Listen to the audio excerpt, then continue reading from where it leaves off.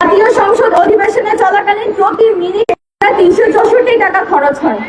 এই প্রতি মিনিটের এত গুরুত্বপূর্ণ একটি স্থানে দাঁড়িয়ে তিনি সময় নষ্ট করেন। তিনি লোক হাসানো মঞ্চ হিসেবে সংসদকে তৈরি করে ফেলেছেন। আমরা এই বক্তব্যের বিরুদ্ধে তীব্র প্রতিবাদ জানাচ্ছি এবং তার এই বক্তব্যের মাঝে কিছু বিষয় আমার মনে হয়েছে ফুটে উঠেছে। প্রথম যে বিষয়টা ছিল সেটা হচ্ছে নারীর মৌলিক স্বাধীনতা ও সাংবিধানিক অধিকার হরণ। বাংলাদেশে সংবিধানের প্রতিটি নাগরিকের নিজস্ব পোশাক স্বাধীনতা রয়েছে, তাদের চলাফেরার স্বাধীনতা রয়েছে, তারা পর্দা করবে কি করবে না সেটা তাদের পার্সোনাল বিষয়।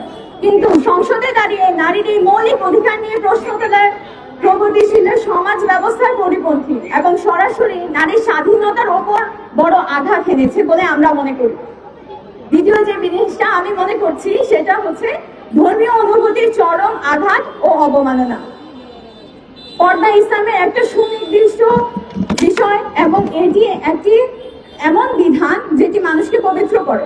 কোটি কোটি মুসলমান নারী পুরুষের অত্যন্ত শ্রদ্ধা ও বিশ্বাসের সাথে এটি পালন করে থাকে। যারা শরীয়তের কোনো বিধানকে হাস্যরসিকতা হিসেবে নেয় তাদের পরিণতি একমাত্র আল্লাহ তাআলাই ভালো জানেন।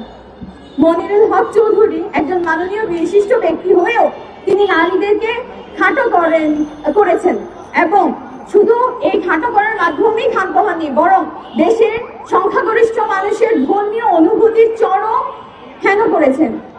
এর প্রতি সুস্পষ্ট ধর্মের আর তার এই বিষয়টার মাধ্যমে আমরা বুঝতে পারি যে ধর্মের প্রতি তিনি অবমাননা করেছেন। তৃতীয় যে বিষয়টা সেটি হচ্ছে সংসদীয় মর্যাদা পরিপন্থী ও দৃষ্টিকটু কিছু আচরণ। সংবিধানে স্পষ্টভাবে ৪১ নং অনুচ্ছেদে বলা হয়েছে যে প্রত্যেক নাগরিকের ধর্ম পালনের স্বাধীনতা রয়েছে। সংসদে দাঁড়িয়ে কাদা ছোড়াছুড়ির কারণে সংসদের মূল কাজের বিঘ্ন ঘটে। দেশের আইন প্রণয়ন, উন্নয়ন এবং জনগণের কল্যাণ নিয়ে কথা বলার জায়গায় দাঁড়িয়ে তিনি নাগরিক কোনো দল বা নারী সংসদের পোশাক নিয়ে কথা বলাটা তার দায়িত্ব জ্ঞানহীনতার বলে প্রকাশ পাচ্ছে আমি মনে করি। এই বক্তব্য সংসদের গরিমা ও মর্যাদাকে ক্ষুণ্ণ করেছে। সেই সাথে সরকার দলীয় নারী সংসদেরাও এটা নিয়ে হাস্যরসিকতা করেছেন। তাই আমরা বলতে চাই সংসদ সদস্যের আচরণবিধি লঙ্ঘনের জন্য ক্ষমা চাইতে হবে এবং ভবিষ্যতেও যেন এই ধরনের কোনো কাজ না করে সেদিকেও খেয়াল রাখতে হবে। অসংখ্য শুকরিয়া আমার কথা মনোযোগ দিয়ে শোনার জন্য। আসসালামু আলাইকুম ওয়া রাহমাতুল্লাহ। ধন্যবাদ ইকরা কবির নূরকে, শিক্ষা বিভাগ, ঢাকা মহানগরী উত্তর। প্রিয় উপস্থিতি, এ পর্যায়ে আমন্ত্রণ জানাচ্ছি মাহবুবা রহমান, সেক্রেটারি ও প্রশিক্ষণ বিভাগ, ঢাকা মহানগরী পশ্চিম।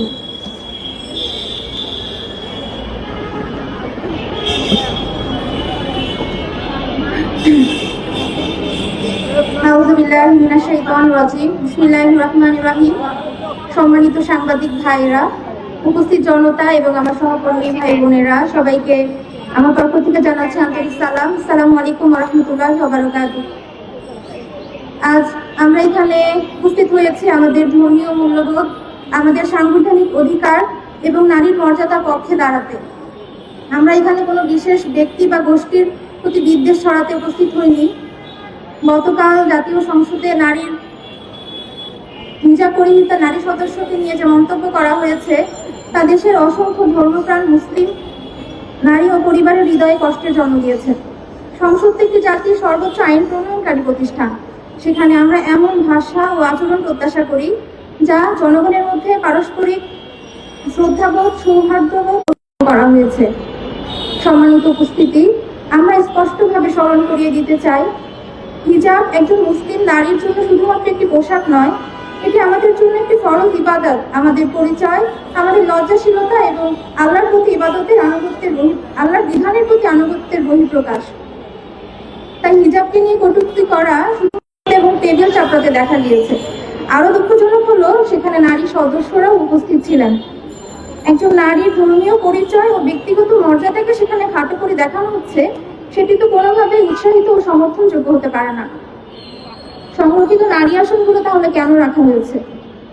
আমরা বিশ্বাস করি যে ভিন্ন মত থাকতে পারে, মতের পার্থক্য থাকতে পারে, কিন্তু বিদ্রুপ, উপহাস, অবমাননা কখনো সভ্য রাজনৈতিক সংস্কৃতির অংশ হতে পারে না। আজ আমরা স্পষ্টভাবে বলতে চাই, মত প্রকাশের স্বাধীনতা গুরুত্বপূর্ণ, কিন্তু স্বাধীনতার তো একটা নৈতিক সীমারেখা রয়েছে।